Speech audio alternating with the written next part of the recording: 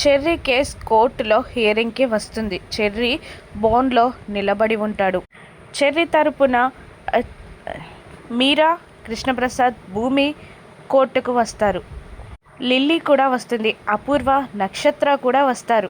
Case వివరాలని జడ్జికి చెప్తూ ఉంటాడు లాయర్. ఆ తర్వాత లిల్లీని బోర్డులో నిలబెట్టి చెప్పండమ్మా అని అనేసరికి చెర్రీ నన్ను నమ్మకంగా గెస్ట్ హౌస్ చూపిస్తానని తీసుకెళ్ళాడు, కానీ అక్కడికి వెళ్ళాక నన్ను బలాత్కారం చేశాడు అని కన్నీళ్లతో చెప్తూ ఉంటుంది లిల్లీ. దాంతో అబద్ధం సార్ అని చెర్రీ గట్టిగా అరుస్తాడు.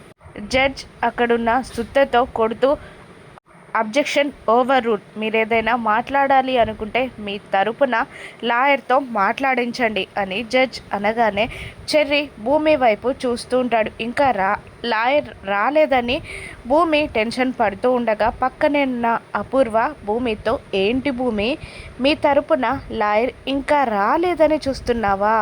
నువ్వు మాట్లాడిన లాయర్కి నేను నోట్లు పడేశాను అని అపూర్వ అనగానే చి అని భూమి టెన్షన్ పడుతూనే అపూర్వని అసహించుకుంటూ ఉంటుంది.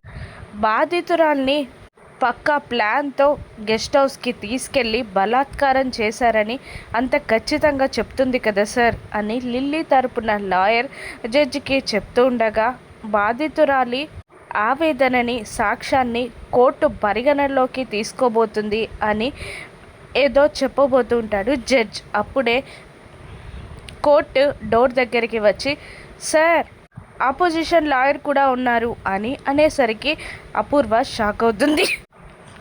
గగన్ పక్కకి వచ్చి చెర్రీ తరపున వాదించడానికి ఒక లాయర్ నిలబడతాడు. భూమి ఊపిరి పీల్చుకుంటుంది. చెర్రీని ఈ లాయర్ కాపాడగలడా? చెర్రీపై ఉన్న కేసు కొట్టేయబడుతుందా? భూమిని చెర్రీ నమ్ముతాడా? ధ్రువాని పూరి పెళ్లికి గగన్ ఎలా ఒప్పిస్తాడు? తారా ఏం చేస్తుంది? రానున్న ఎపిసోడ్స్లో చూద్దాం. Thank you for watching.